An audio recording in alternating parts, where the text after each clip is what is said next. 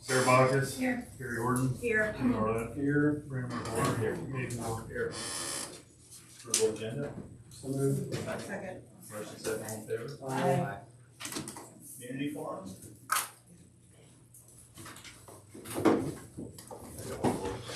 I don't know my bed. Alright. Approval minutes. Second. Motion second, all in favor? Aye. Aye. Approval of bills for payment. Questions on those? Second. Motion second, all in favor? Aye. Financial report, $4,097,637.24. Questions? So moved. Motion second, all in favor? Aye.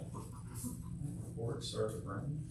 Okay, I got the hires will be coming up here shortly, but just a couple shout outs for student awards that happened during this spring season, and I'm hoping I didn't miss anybody, but I want to give a shout out to Colt Small, conference champ in the shot put, and the state qualifier in the discus and the shot, finishing 6th in the shot at state. Kate Lanes in the state qualifier in the 200 and the 400. Girls golf got second at conference. They were regional round one champ. Emma Marshall finished third in that, and Emma Gearhart fourth. Emma Marshall also was a regional champ, and she attended the state golf tournament where she finished 38th out of, I believe, 81, I think it was. We actually went and watched the first round. Nice course. She's just a solid player to watch. So if you ever get a chance to get out the golf course and watch these kids golf, we got a couple pretty good teams. Boys golf qualified for the district round of golf, which is the second round. White Marlette was honorable mention all conference, and Crew Peters also was a run-up medalist at conference.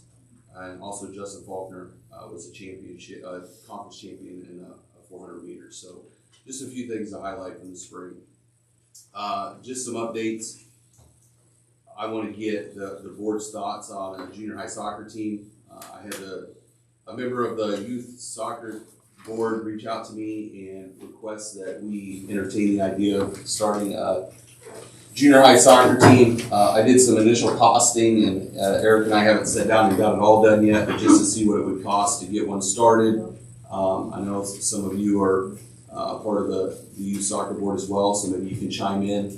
But I want to go with the direction of the board. If the board says, hey, yeah, let's at least explore that, see what we can talk about in the next month or two, I'll do that. If you say financially we can't do that right now, completely understand. But it was brought to me, and I assured them that I would come to the board to discuss, to get what the board feels is the best option there. So any input, ideas, thoughts, I'm here to take it all. It doesn't cost us anything to look into it. I would at least get some numbers together. And I can say the initial startup, I think where we're at right now is probably about $12,000 for the first year. After that, where are we going to go play? Is what I want to know. more than likely, there are a few conference schools that currently have moved to a conference schedule. It's not really a conference schedule. Our conference does not have junior high soccer, so we start there. But Mediapolis is doing junior high soccer through the school. Holy Trinity's done it for years, but they kind of play Keokuk in those schools down there for the most part. Notre Dame, I think, has some junior high soccer. Danville, I think, is playing like 2 games of junior high soccer. They're not playing like 6 or 8 or whatever. They're playing I think they're playing in a different thing and then playing like 2 games with the junior high. Central Lee, I think, is moving that direction. Wapello? I think Wapello's the other. I just don't want our kids to have to go I'm not an hour and a sure. half to 2 hours Yeah. plus to play junior high soccer. No, I don't think that that's a very good idea. And I think one of the things we face right now, even at the high school level, is the vast majority of those schools that we play in soccer are, especially in the girls' side, they are either combined sex teams, like Highland. So schools our size don't have a boys and girls team. They don't have the, I would say, the participation that we do here. So they have a boys team and the girls play there. So a lot of the teams that are like our similar size, it's difficult to get games. But if those schools in the, I would say mostly the South Division are looking at doing that, you know, we can pick up some games with teams at least that are in our conference. They might be bigger than us or whatnot, but yeah, I mean, there is a potential there to get more games than they're getting through the youth soccer program at the junior high level. I think the only team they played this year was Columbus, if I remember right. Listen, Wait, Nobody forgets. My question is it financially sustainable Yeah. long-term? Yeah. I think some of our programs today lack, because I think we offer too many sports. So track lacks, because there's track, golf, soccer all at the same time. Then you run into baseball, softball starts. Like, I understand we want to provide for our youth and our kids, but like financially, we're a small school.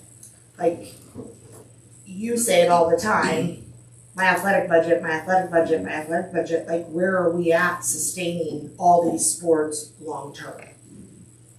well, I think that's a discussion that we Yeah. should have. I think I'm gonna be honest with you, I'm not for or against it. I think anytime you have an opportunity to give opportunity to kids, it's great. My only concern is what you're voicing is long-term financial sustainability of the program. Because we don't want to put a program in, 2 years later say, we gotta cut something. Well, you're gonna go to the first thing you probably created, and all of a sudden you're cutting the program. Well, and then they have no outlet for youth soccer program. I'll be honest, I was at a soccer game this year working the concession stand with the boosters, and there were, how many does it take to play? 9, 7? 11. There were 9 boys, or 7, like right at 11 boys maybe, because a couple went to track, couple are ineligible, you know, and then you run up against, we're already small numbers. I mean, But if every sport. if you look at the girls program, I have 24 girls on my Right. roster, so you can't put the boys in there too with the girls. I've got more girls on my soccer team than you probably have on the track team combined. And so they, obviously like soccer right now. I can't tell you the numbers are going to stay high. Right. Well, Yeah. and traditionally we have a lot of girls, we have more girls than boys anyway. Yeah, and I would say So- that if we're gonna do it, and if it's something it's gonna have to be a combined boys-girls team, it's not gonna be a separate boys-girls team. Yeah. Because then you're looking at more coaches, and you're looking at scheduling all over the place, you have, we already have a lot of transportation out in the spring. That would be my other concern is, what if all of a sudden we have 2 buses gone, and then 2 vans, and then where do we put the 3rd team? Because potentially we could have boys and girls track at different places, boys and girls golf at different places. We And could have soccer at different places. So now you're talking about 6 forms of transportation. I think there's a lot of logistics there. I'm more than happy to go through it and look through it and come back to the board with some ideas on what it's going to cost and what that would look like and what teams are. I do have some of that already done. I just don't have a bulk, like a breakdown for you. We had 27 kids in junior this year. We should get Adam Shutt to come to I talk can't. about why. I can. Yeah. You know, he's the one that's pushing it for good reasons. Yeah. But Yeah. I know we have a little bit of funds too that we could help with startup costs, but we need to know what it's going to cost every year after. Yeah. Well, that's fine. Getting it started, I wholeheartedly believe we can do that. Yeah. But what's it look like 2-3 years down the road? Because we're not going to be funded by the youth program. We can't do that. And if they get into better programs, better teams, it's going to help high school coaches. It's going to prepare them. So, again, I'm in the middle ground as well. I needed more info. So, the next meeting, we want to get a shot here and discuss it. Look up some financials, talk to other schools, send out a broad email to the other ADs. I can do that. Yeah, we talk about it at conference meeting often. Okay. And there's just not enough teams ready to make that transition, so. Don't we rob kids from junior high to the high school level on a lot of this stuff a lot of times because we don't have the numbers? No. We're not doing The that. only Done it sport, Softball, The only baseball. sport is baseball. I didn't know if they did that in soccer. Soccer kids from 8th grade can go up or go to high school. Because you consider that you have 2080 with LM too, so it could be only half your cost. Right. So. just something to I think about. just am very concerned about the number of sports we offer here with the number of student body we have. Is there a way we could take the list of junior high kids and see how many of them would be interested? yeah, I can I mean, it'd be cross-check good to have too. some kid numbers. Well, I can cross-check too, like how many are actually in, say, said track or, Yeah. whatever. So one of you probably have that list, you can shoot to me. When you say junior high though, in the youths, It's 7th and 8th. no sixth. No, they're different. Yeah, fifth, sixth. We Third, do- fourth, fifth, sixth. We do tend to, like, I think this year I had one girl that did track and soccer out of the 24. We've had like maybe 2 or 3 in the past, so. Yeah. Like at least for girls soccer, we tend to pull kids that don't do golf or track, and some split. Like my kid's the only one I think this year that did both. They're both, yeah. And, I mean, she was mainly track, and we just kind of worked that out, but, I mean, I think it's for girls soccer, we do pull in a lot of kids. Like, some of the kids I have don't play really any other sports or any other sports, so we kind of, I know it adds to the chaos in the springtime, but I think for soccer, we pull in a lot of kids that don't, at least for girls, tend to do a whole lot of other things.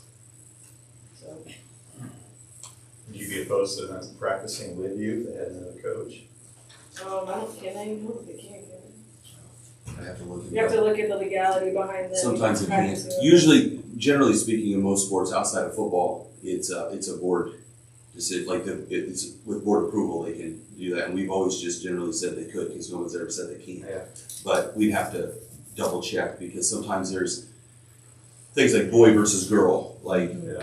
for years they made it so in girls basketball you could practice with junior high boys if you wanted to, and then they took that away. And then they let us do it again, so now you can. But so there's some of those things we'll have to look into. But I wouldn't mind having a practice like this, especially if I had another coach, because I've been running, 15 to 20 some girls by myself. So I think I could manage it. I mean, if we had another coach, you could add that in, it would help, I think, with some of the drills and that kind of stuff. More info. you get it. Bring Adam in. And yeah, I'll make a note here to get a hold of him. And then the only last thing I have here is just a possibility. We'll see who signs up. I've talked to Kelsey at the end of the school year, when right around the time kids were signing up for classes, about starting a new class. And that class would be based around Wapello activities in sports, not just sports, but things like speech and drama and you name it. As well as the sports. But what I'd like to do is get these kids together, kids that are interested in, broadcasting or editing or filming or interviewing people. And what I'd like to do is have these kids, 4 or 5 of them. I can't have 30 of them, but 4 or 5 kids that are highly motivated who want to help produce a short, like I think ESPN, top 10 or whatever, Sports Center type thing. Or interview the coach on a Monday after a football game, or a basketball coach after a big win. Come in, the kid sits down and interviews the coach for 5 or 10 minutes, and they edit something together that we can share with our AATs. Kind of like my vision is kind of like you used to have Channel 1 when most of us were in school, and you get 10 minutes of your life that you get like the updated news for the day or whatever. But it would be like once or twice a week. It wouldn't be every day, but it'd be something that we can use to promote all of our activities. I'm telling you that, hoping that I get some highly motivated kids that want to do it. I can't do it for them. I don't have the time in the day to do that, but I can help them, teach them. Let's give them some ideas, and then I want them to take ownership of it and put it together. Right now, we'll see if anybody signs up for the class, but that's kind of just something I wanted you to be aware of that hopefully we get coming down the line here. So. I think it's a great idea. Is that something you could also put on our digital TV too and like run it in the loop? Or? Yeah, the only issue there would be like the sound. There wouldn't be the sound, so you might I see wasn't people sure sitting how that talking and there'd be no works, sound. But The digital loop thing that we have on those TVs is actually a unique situation. Think of a Google slide, okay? So I have a constant Google slide running. Each TV has its own computer, and I just take pictures out, put new pictures in, and then it runs that new one. So I don't know how video would work, but I know it can. We do the same thing Right. in our locations. Every location has a TV, but there's no sound either, Yeah. so. Yeah, so I'm not gonna say it can't happen, especially if we did like a top 10 where there didn't really need sound. Yeah, Which we're gonna have to kind of figure out how we do that, cut from huddle and put over here, but we have virtually all the technology we need to make this happen. Maybe I'll have to purchase a program for like editing or something, or maybe eventually we'd say, okay, things are going well, let's get a podcast mic or something, to make sound better on interviews, but outside of that, with the technology we have available to us, and most of which is free, we have the ability to do this, so I think it's a good let's do it, idea. see what happens. I don't think you're ever gonna, it's never bad to promote yourself, even if it's putting this 10-minute clip up on YouTube once a week, I mean, I don't think it's never bad, so we'll see what happens. Questions? Cody is not here, he's elbows deep in projects. He did want me to tell you though that the water shutoffs are done and the asbestos abatement is done. All right, mine's in front of you, it's a little shorter this month because there isn't a whole lot of legislative stuff. Biggest surprise from this session, if you remember months back, I said I can guarantee you there's gonna be property tax reform and there's gonna be cell phone legislation. Well, I got 50% of that right. I'm really surprised that nothing happened with property tax. I want to go out on a limb and say it'll happen next session, but I was surprised this time. We'll have to see. Summer lunch program is going full bore. Amanda's here, talked to her yesterday, over 280 meals yesterday, which is amazing, just truly amazing. I had told you guys that I'm working on an agreement with Morning Sun that would allow Eric and Tammy to formally continue providing their business services. They've been doing it on a temporary basis now. We want to make that a little more permanent. Because of the operational sharing cap increase, this would generate some additional funds for us that we could determine if we want to allocate or if we want to squirrel away and see what our enrollment does, but it gives us those additional funds.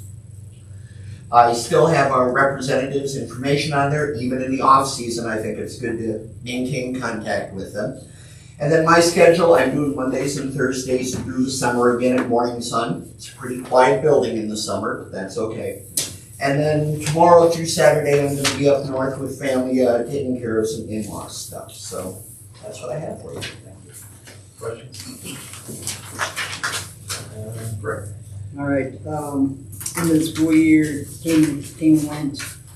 Obviously getting ready for next year, class list, POs, curriculum stuff. So all that's getting ready to go.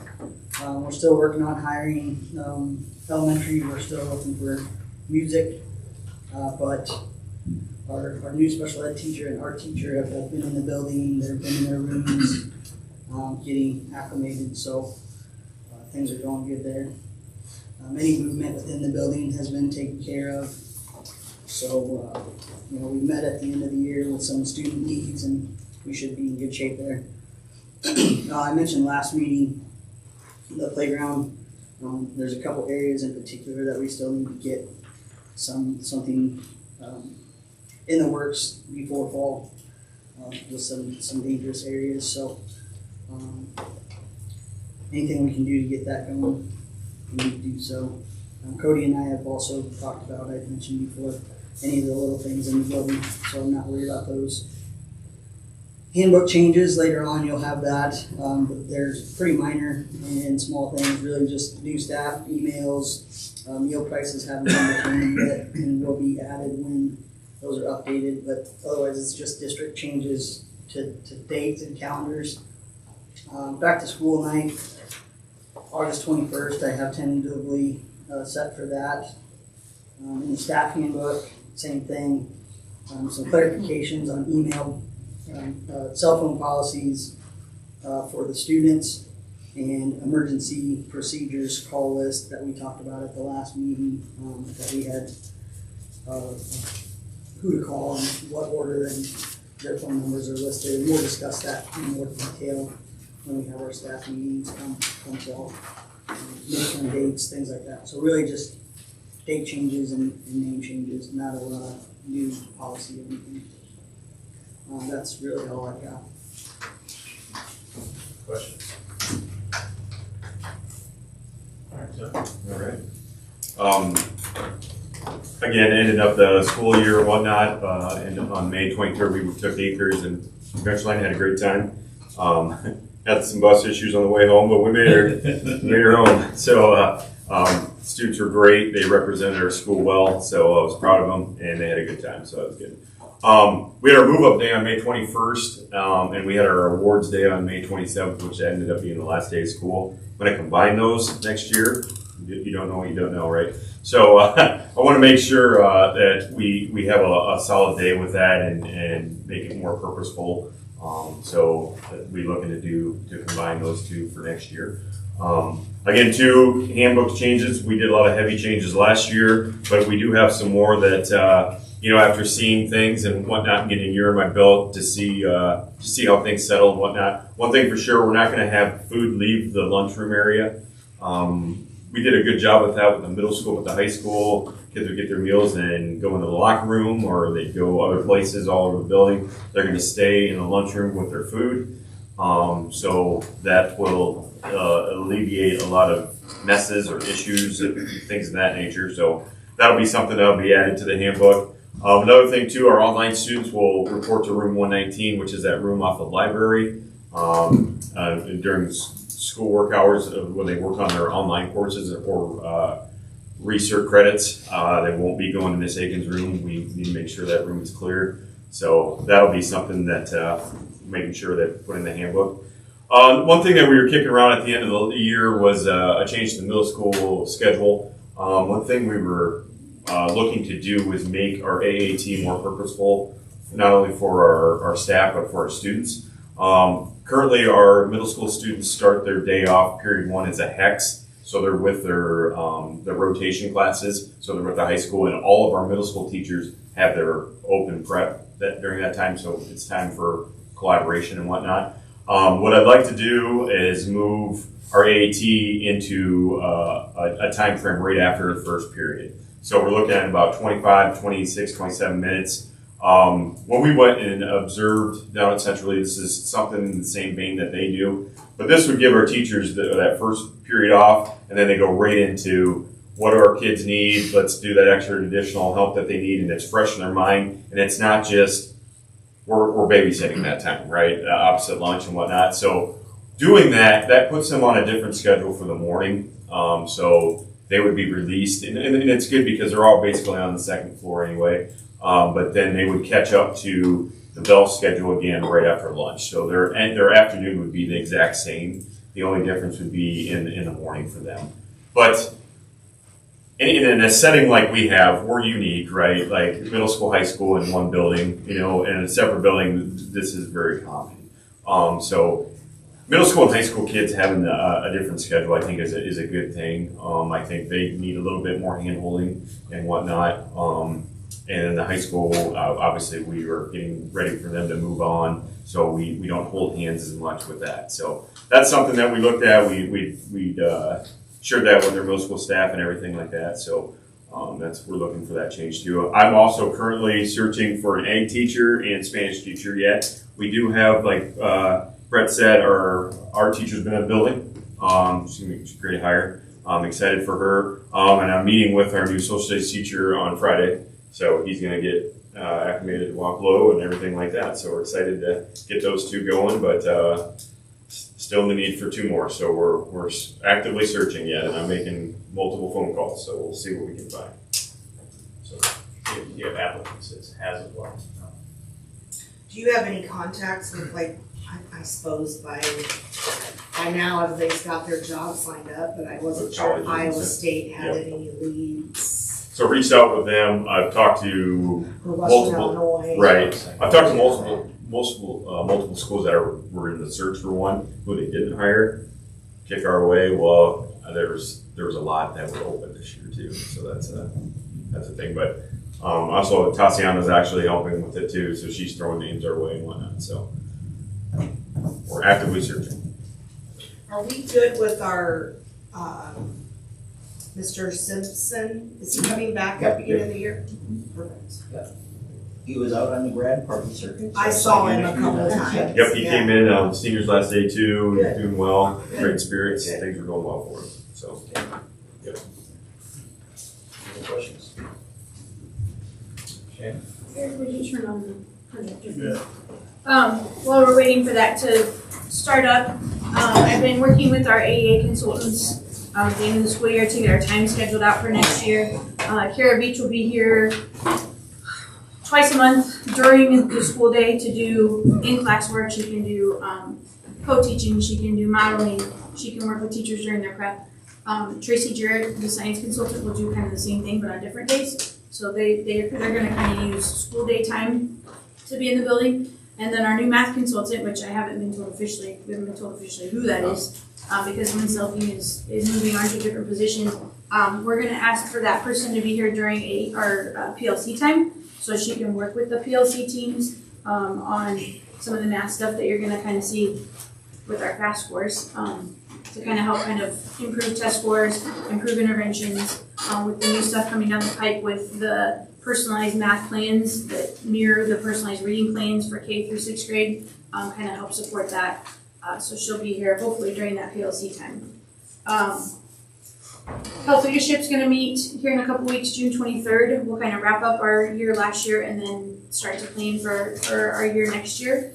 So that support will also be continuing. Okay.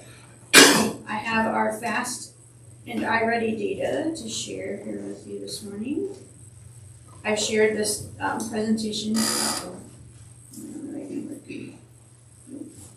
I've shared this presentation with you as well, so I'm just going to go through it very, very briefly, and just kind of remind you what some of the screeners are. The screeners we do 3 times a year. Oh, you don't want to see that.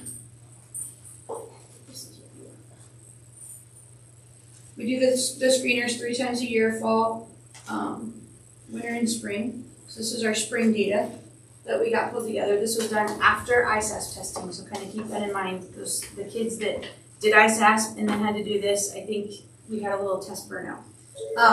So reading and math is what the screeners do. So for kindergarten and 1st grade, they do what's called early reading through FAST. Kindergarten, the test looks at onset sounds, letter sounds, word segmenting, and nonsense words. 1st grade is going to look at word segmenting, nonsense words, sight words, and then by the end of the year, they're doing the CBM fluency, which then continues 2nd grade and up. So here's our kindergarten scores, fall, winter, and spring. You can kind of see how the kids break out. The tests change fall, winter, and spring, the subtest that they do, so that's why you see a little bit of change. It's not apples to apples always. Again, remember these are screeners. They cast a wide net, and then so we look at those screeners, and then the classroom teachers and the intervention teachers kind of drill down a little bit more and see which kids specifically need a little bit more support in interventions. 1st grade, again, 1st grade adds the fluency at the end of the year, so it's kind of moving them more from the phonics and the phonemic awareness to the fluency reading. So then 2nd grade is strictly the CBM reading screener. This measures the reading fluency and accuracy. The output is the correct words per minute that they read, and it's believed that reading fluency is a predictor for reading comprehension. Here's our 2nd grade scores. And remember the bar moves each time too. You maybe know a little bit more about this, about how many, there's not really an average of word per minute, but the words per minute benchmark increases every And each grade level is a different number. Yep. I don't know why, but. Yeah. Yep. 3rd grade. And 3rd grade's kind of that magic year where we shift from learning to reading to reading to learn. But again, this is the fluency screening. 4th grade. And 3rd grade's also when ISAS started, so those 3rd graders took ISAS tests in the spring and then did these screeners as well. And there wasn't a whole lot of time between the two, if I remember correctly. 5th grade.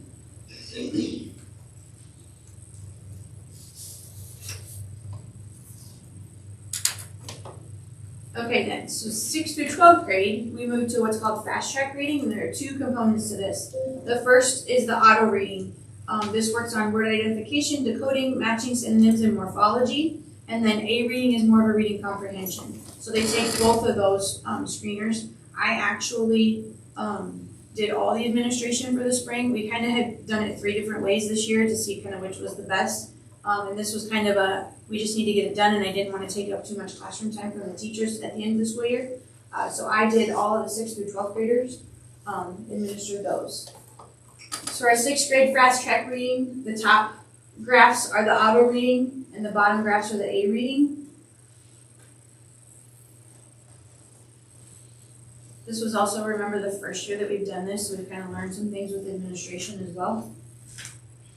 The kids have learned some things too. 7th grade.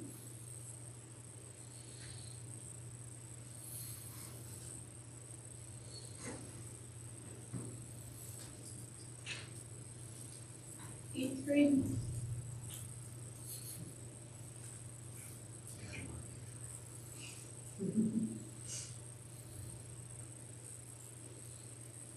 Ninth grade. This is probably one of our more positive ones from fall to spring for improvements with the A reading, the comprehension piece, and the auto reading as well. 10th grade. Something about sophomores as well.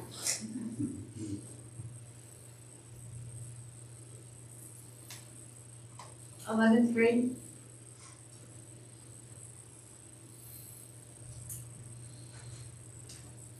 And then 12th grade, I even hesitated to put in here because, you know, they were, They're checked out. they're done. Yeah. They don't ISAS test, so I mean, it is what it is.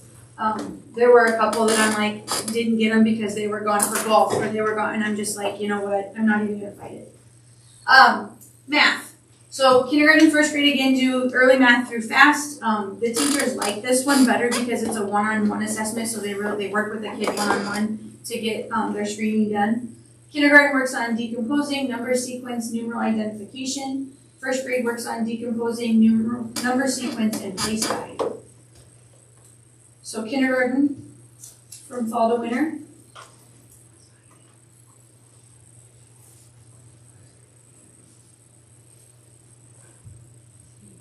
First grade, from fall to winter.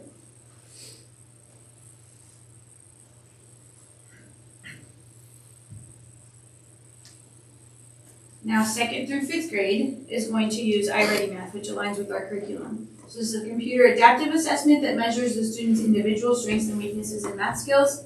It adjusts the difficulty of questions based on their answers to pinpoint their precise learning level and provide targeted instruction based on their needs. The personalized assessment is designed to identify where each student is academically and then tailor their learning path accordingly. So within the iReady, we can then produce reports that say, okay, this group of kids need specific intervention or instruction in this skill, and kind of move through that, which is something here in the coming year with the personalized math plans we're probably going to rely heavily on and use a lot more than we probably have in the past. There are some things with this, since it is on the computer and the students are doing it, a lot of times kids will maybe just click through answers, so it's hard to get maybe a true reading on this. If a teacher looks at their scores and they know that a student did that, we can reset that and the students will take it again. So we have that capability as well. So there are some downfalls to this, but at least it's a screener. It casts a wide net, so then we can dig a little bit deeper. So this is our 2nd grade, and it compares. I can only get the winter, the previous assessment, the winter screener in the spring to compare, so you can kind of see how they went from winter to spring. And then it breaks it down by domain, the different domains of the test: number and operations, algebra and algebraic thinking, measurement and data, and geometry.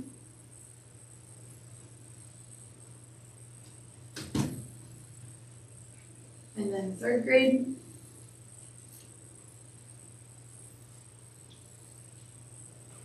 So third grade had an increase of kids who were mid or above grade level from winter to spring, which is good to see. Fourth grade.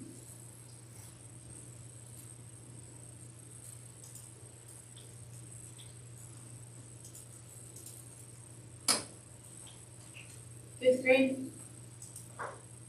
Same thing, that was a big jump from winter to spring for those kids.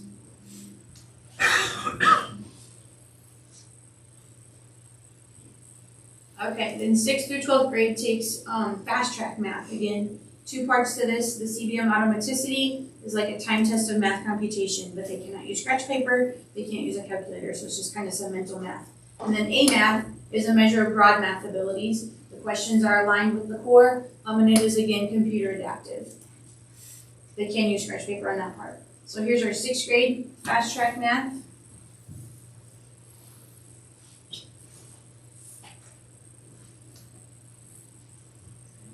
Seventh grade.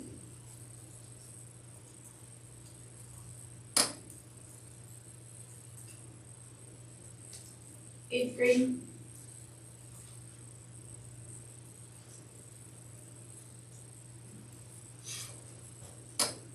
Ninth grade. Sorry, Randy, you're looking at that one closely.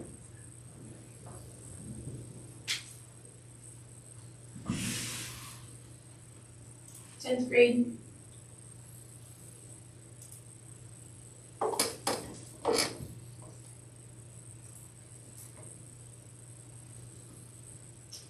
Grade.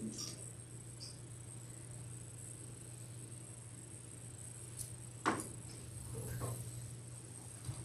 those fun seniors again in 12th grade.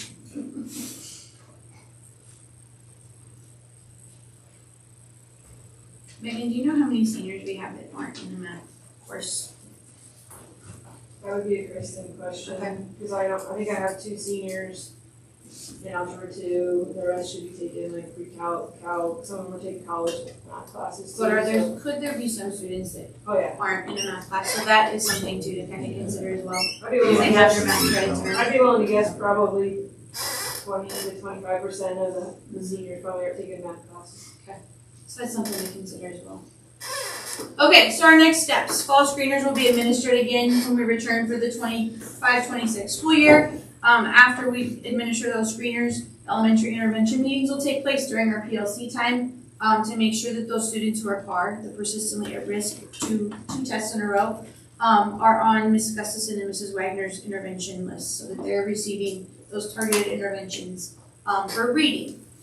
Math is going to be a whole new beast because last year the personalized reading plans were into place for K through 6 reading. This year the math's going to come into place, but we have to get those PAR. So technically, I don't think it'll start until mid-year, which is kind of crazy. But we'll see, do the best we can with that as well.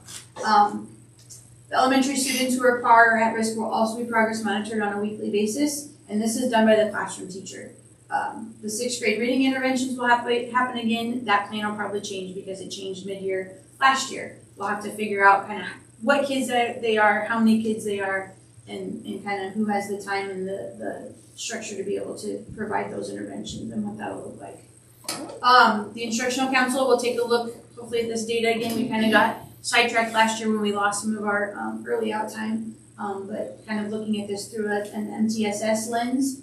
We'll continue to work with Care of Each to incorporate the literacy instructional strategies at all levels, and we're going to work with our new math consultant during that PLC time to ensure those math interventions are in place. Again, I shared this with all of you, so if you ever have any questions about it, I've not done like a side-by-side look at with our ISS scores yet. They don't match up, I don't think, at all, just initial glance. Again, this is a big screener, just kind of cast a wide net so we can make sure we're hitting kids that, or digging deeper into the kids that we think need the support. That's all I have today. Questions? Before you move on, I want to give you an update. We're working through the final stage of the certified budget. If you remember back, they set SSA late in the session, we had already had to publish our budget. When we published a rate of 13.76, which was up from 13.21 in the current year. We got our preliminary back from the Department of Management, and I've been working with John Parker over the last couple of days, and I think we've got that down to, I told you, it was our goal to lower property taxes. I think we're gonna have that down around 12.79. So going from 13.21 down to 12.79. People should be happy. Yep. Personnel hires? Say so. Brandon, looks like they're all yours. Anything? Yeah, well, I think most of them are returners, and the ones that aren't, I think we talked last board meeting about those individuals, so. I'll make a motion to hire 1 through 6. Second. Motion second, all in favor? Aye. Donations, new business, consideration, approved fundraisers. You don't have any? We don't have any this time. That's gotta be a first. Awesome. Alright. Consideration, approved board appointments. All right, you have 4 of them. They're really pretty routine. I'm a broken record, but our language is up to date according to IASB. I'll answer any questions. Otherwise, I'd ask that you approve them. We have a motion to approve the board policies. Second. Motion second, all in favor? Aye. Consideration, approved milk bid. All right, Amanda has secured bids from 2 suppliers. You have Prairie Farms and you have Anderson Erickson. And Amanda's recommendation is to go with, Annie. is that who we currently use? I'll make a motion to approve the milk bid for 2025-26 to A&E. Second. Motion second, all in favor? Aye. Discussion, possible consideration, handbook changes. All right, the Labor Management Committee has some possible handbook amendment language they would like you to consider. I've included that in the packet for you. You've also seen it in a weekly update. First one, certified employees will have 2 unused personal leave days automatically rolled over to the following year. Accumulation cannot exceed 5 in any one year. Any personal days remaining beyond 2 will be purchased back by the district at a rate of $150 a day. Eric, our current rate is $75. Thank you. The second one, certified employees may carry over up to 105 unused sick days into the following year. At the end of each school year, any days accumulated over 105 will be redeemed for $150 a day. The idea is that every year an employee gets 15 sick days. So at the end of the year, the thinking is any of those 15 days you got that you did not use, the district will buy back. And then the final one is unused personal leave will be compensated at $150 per unused day, similar to what was up in that first quote. Okay. Hello. So these are things that they would like you to consider.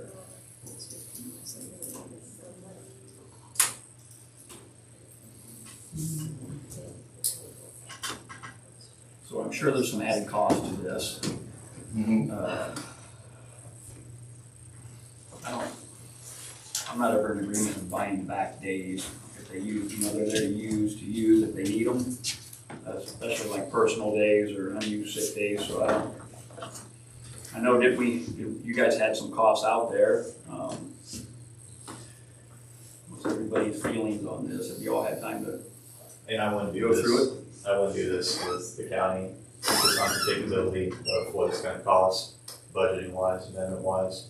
I mean, the costs, they're appearing to be over $100,000 if the majority took advantage of it per year.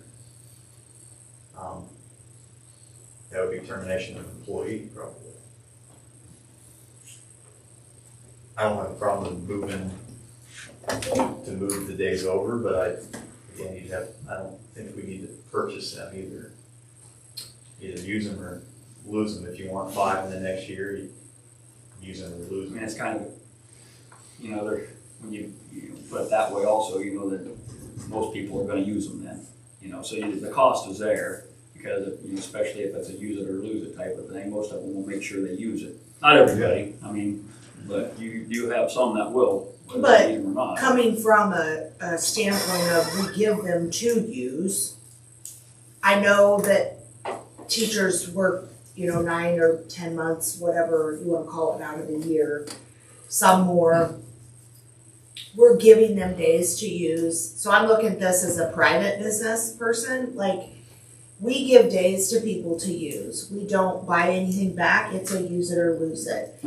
I get 40 hours of sick time every year. If I don't use it, it goes away and I get 40 the next year.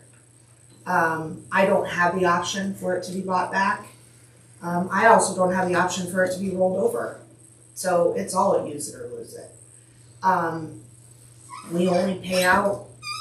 It would take a while to get there, but if everybody maxed it out, you could get to the point where you're Then you're gonna spending be to a situation where, like Brandon said, now what do we do and what do we have to eliminate? And really, the purpose of being able to, those sick days, I'm assuming you get, what are they carry over sick days now? Is there a max? They can carry up to 120. 120. Yeah. So the purpose of that also, as a private business, that's pretty awesome, because if something happens where you have sick parents or God forbid you're diagnosed with a terrible disease and you need to take the time, that's what it's there to build for. And if you're one of the fortunate folks that never has to use that, then great. That's kind of how I look at sick time.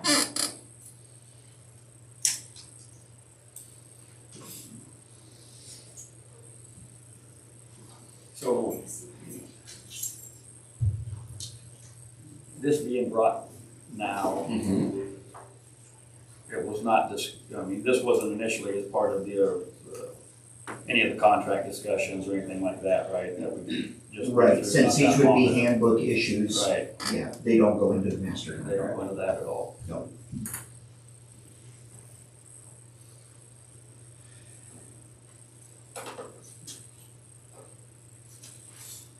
So you can approve all, you can approve none, you can approve part. It's really up to what you as a board are comfortable doing. Personally, I'm comfortable with the personal days, but the rest of it, and changing the. And essentially, we're doubling the payout. I can see a little bit there maybe needed. I mean, how long have we been at that rate? In the handbook? A couple of years, went from 65 to 75. Almost 2 years. I think you're right. I'm not a proponent of, I think it's great that we pay them out at $75. Well, everybody has cost of living, different things, prices have gone up, things go up. I mean, if we have raised it from 65 to 75, I wouldn't be against doing a $10 bump and something, but doubling it up. Yeah. And one thing, I don't know, hurt us in the long run. I mean, if you want to do something like that, I wouldn't be against that. 100%, go from 75 to 85 and do the 2 extra days, something like that. But I think if we go much beyond that, we may regret it down the road. And you said it's been at least a couple of years since we've done that change? I believe it's 2. It hasn't been all that long since I would say 5 years, probably at 65, and then we bumped it up to 75. So probably 5 to 6 years we've been doing it. I'm good with the 2 extra personal days and not changing the buyback.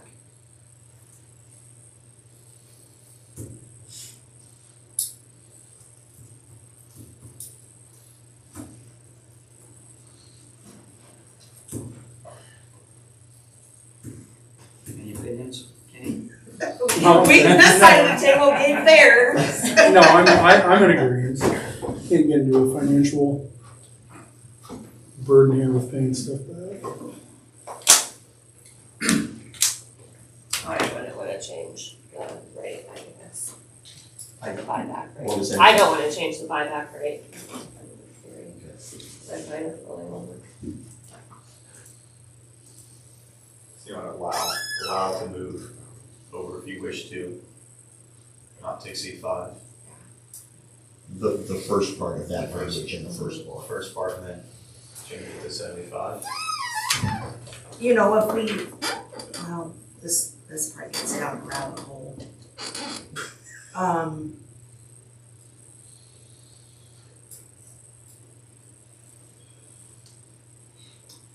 I was just thinking, you can max out 5 personal days, whether you roll or whether we just, You're saying just give them the 5 Just give 'em personal the days. 5 Just give them the 5 days. personal days. If they use them, they use them. If they don't, they don't. Right. No payback. every year with no payback. 0. Mhm. Take away the payback, give them 5.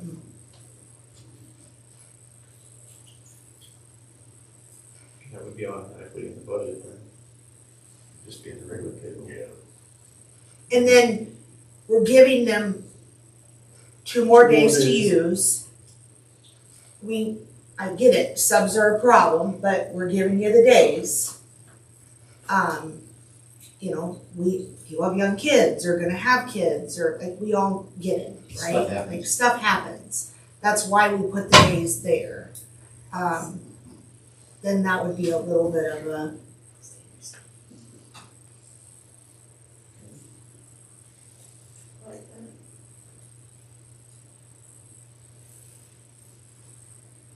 So just so I understand, you're proposing because currently we give 3. correct, we would up that to We would 5. up that to 5.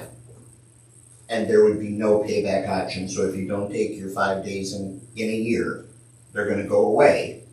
And the next year you get 5, you don't carry Correct. over anything from the Correct. previous Plus, year. that also saves the poor person that has to figure out which person carries over which amount of number.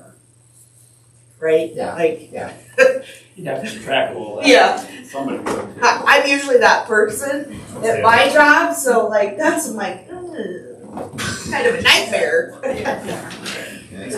So they're going from 3 personal days to 5. I realize you're talking about the certified handbook here. The non-certified follows that same day, but we don't buy anything back from them. Right. So, So in essence, by doing this, the precedent would be the non-certified staff would also get the 5 that's what personal I guess days. that's what I want to clarify. Yeah, Yes, okay. yes. I But would there just would say be straight no across the buyback board, for no any- idea. Okay, Encourage days people to across the take the board. time. Okay. okay.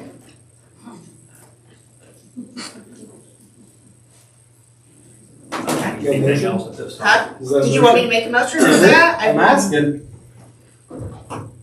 I'm good with making a motion. I'll make a motion to approve 5 personal days every year. No buyback, No rollover. no rollover. It reloads at 5 every year. Get all that? Yes. Second. Okay, motion second, all in favor? Aye. Opposed? All right. And that's the only one that you're comfortable acting on. Okay, so. All right. Okay, consideration of group handbooks. You got a bunch of them. Do you want us to go through each one individually? Have you had a chance to look through them? We'll do whatever you want to do. Just major changes. I think just highlight the changes. Okay, Brandon, you want to highlight? I think the additional things in mine were just updating the rotation, adding a junior high uniform rotation, and camps. And what Mike and I had earlier this year talked to our school attorney, trying to figure out how we're supposed to do camps and whatnot, and to stay in accordance with the Iowa finance law. So those are reflective of that. And there was one addition that it will not show up on there, but I want you to be aware.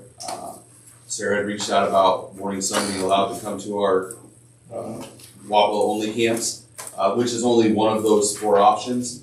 And yes, we've never limited that. We actually, and I just put in parentheses Morning Sun on the final version, which you don't see there, but Eric will have, after your approval, that's how it's gonna go in.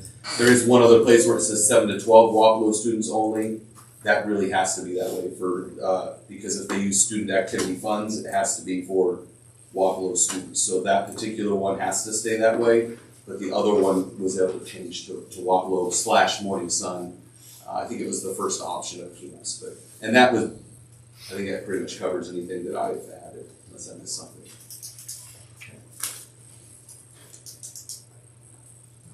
Rich, you want to talk about the elementary ones?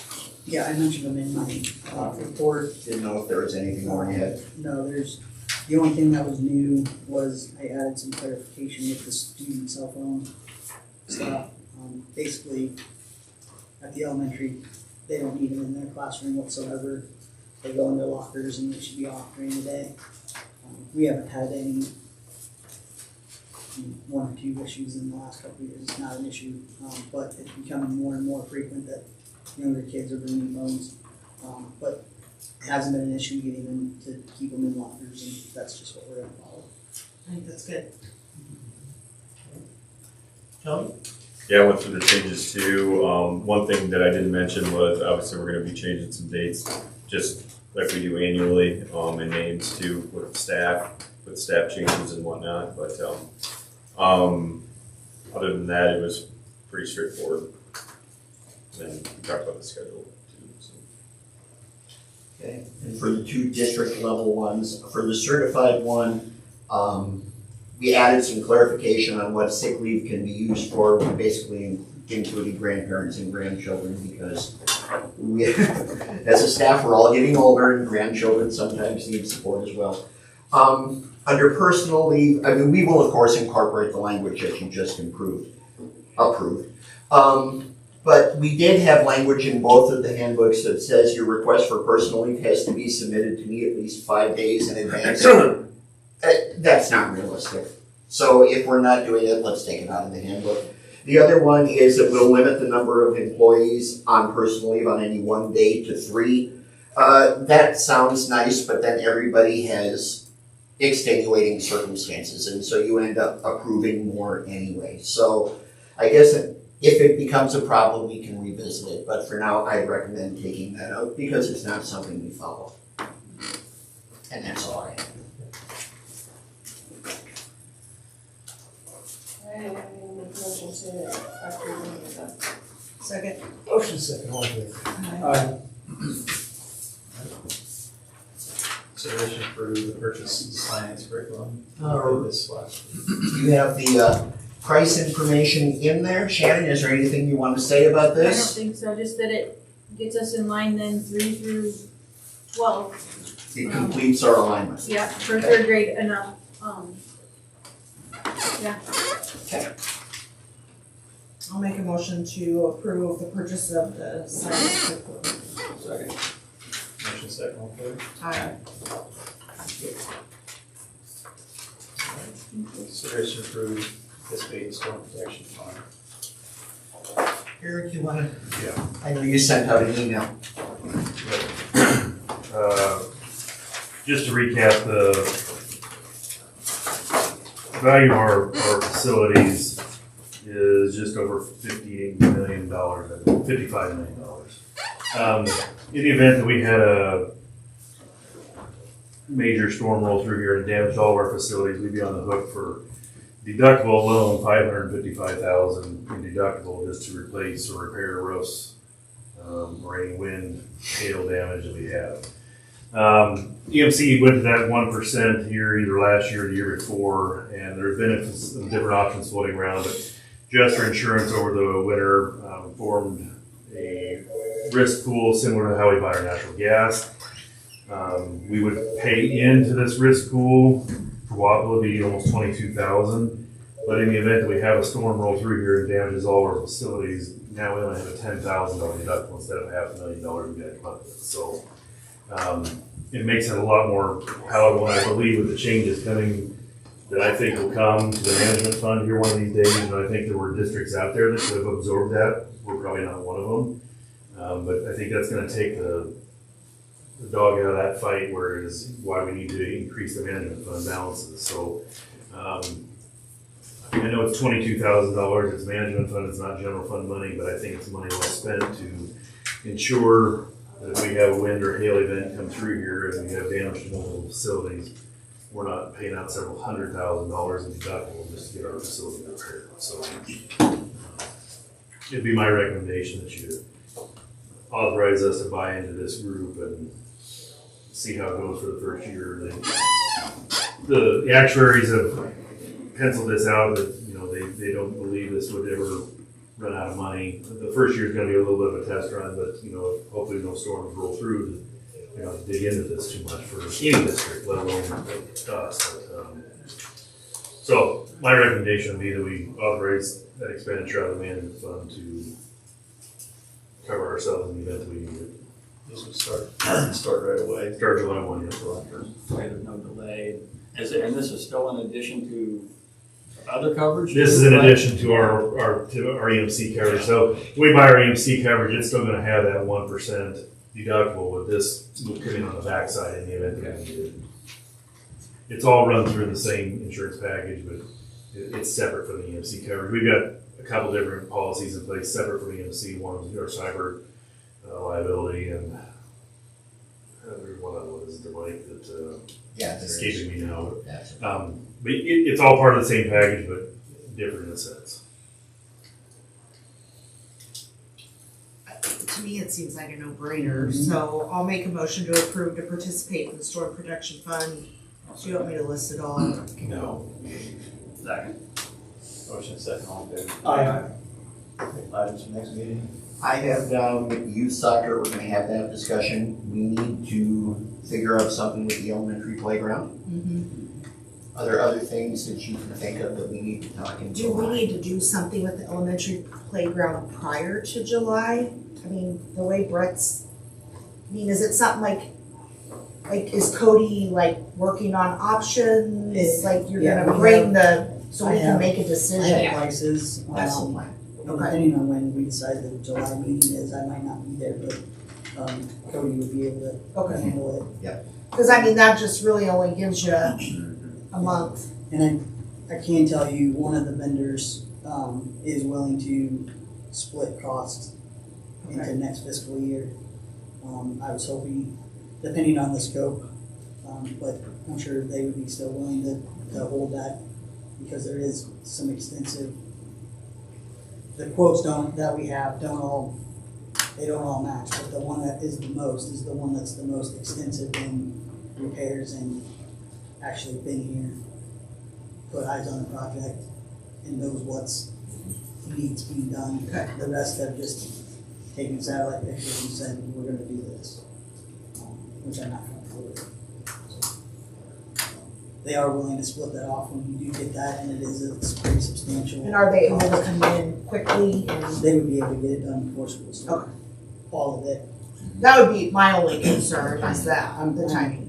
I'm not concerned with that at all. They would be able to come down 1 week, get it done, and then we can split that into next July, as well as this July, if you guys approve that. And Cody has all that information, Mike has that information too. Okay. So if I'm not able to be there, they would be able to answer questions. Sounds good. Anything else on roof updates for next meeting? How about anything else with buildings and grounds or softball field? Anything happening with drainage? Anything getting figured there for the dugouts? We've had people come down and look. I think that's gonna be a long-term project. No short-term I things mean, anybody come up with? no, I mean, we can dig holes and put pumps in. That's I kind feel of what to everybody's. fix it right, we probably have to do a long term, Yeah, but I mean, the way that, when they come down to look at it, they basically told us that it's draining the way it's supposed to. That's the way it's supposed to happen. It's supposed to run through the Can the dugouts city, out is of there, can we get the city involved and have we talked to them about storm sewer there that we could drain into? Could we get a storm sewer there in that street? I can talk to them. I mean, that's an option. If we get to something the that they're doing, ditch. because they've done a lot of storm sewer work, they've had to through the years, but is there something close that we could get to there? I think it Where- does where- drain There is one. to the east. To the Yeah. east there? The only Why couldn't thing, we tile clear to a storm drain or something? the one thing that we can do is we can add a tile to the back of the away dugout and run it to that ditch that's right there. that really, the rest of it would be, we'd be tearing up stuff that we couldn't do it before the season this year, obviously. Obviously, yeah. But the people that come and look at that are gonna be coming back, and they're gonna be looking at the baseball field as well. So I'm gonna get some ideas on both of them. But, I mean, we know we're not gonna do it here in July or. So I would consider talking to somebody uptown and saying, hey, you know, this is city right away, city street, city, you know, we got drainage issues here, what can we do to help? If anything, gotta be something. Yeah, I mean, I don't disagree. The drainage issue that we have is blocked because at the backside of that away dugout, Right. it goes back uphill before it goes to the ditch, so it sits. So we would have to knock that out, and I didn't want to do that in May, right before we started playing, because it'd be a mud hole. But that would be the one thing that we could probably address that ourselves. And I have the parents and equipment to do so. It's just not gonna happen until the season's over.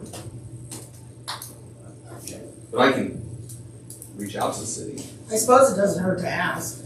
I mean, where's the nearest one at, and is it accessible? I mean, that's what the storm sewers are for. Right there, you guys are cool. You got the pool parking lot, or on the east side of the pool parking lot. I think there's an inlet going underneath the parking lot, and Underneath it. it probably runs to that corner. So the next one would be a block over. Yeah. But if you got them to, you know, if it was needed, you know, get them to extend that, Right. possibly, so. Something to kick around. And then we'll be starting on the elementary roof in July. Right. So we should be able to give you a rider's report. Good. You can always send me more things as you think. Okay. Consideration to set date and time for next meeting, and the two of us will be gone. On the ninth? 6 to the 11th. Okay.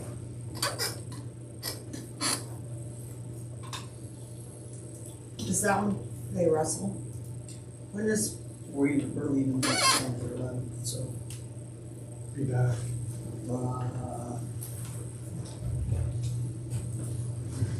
20th, whatever.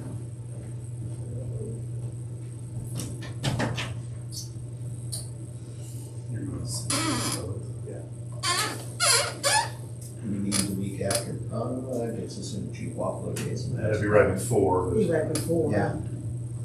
Be better, that week be better for me, because I'm on vacation the 21st. So I would do the Rodeo's done and you're taking off. 16th in the morning, 16th in the morning, 8 In the a.m. morning. Best I can do there is if you got a July question. 16th. I can call you. Oh, cause you'll still be. Yeah. Eight, you said? The only, the only question is 8 a.m. the playground stuff. Cody can answer any of Okay. that. And I can And call Mike. you maybe. Yeah, and I knows where we're at with things too, so. Okay. I make motion for the board meeting for July 16th at 8 a.m. Second. Motion second, all in favor? Uh, All right, next consideration, go into closed session. Second. Motion second, all in favor?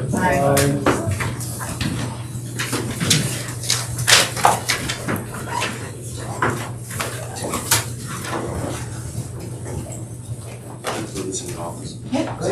coming back or not. Yeah, it's 10 o'clock, we have that, right? The Zoom? Okay. All right. You guys, you can come on up to the table if you want.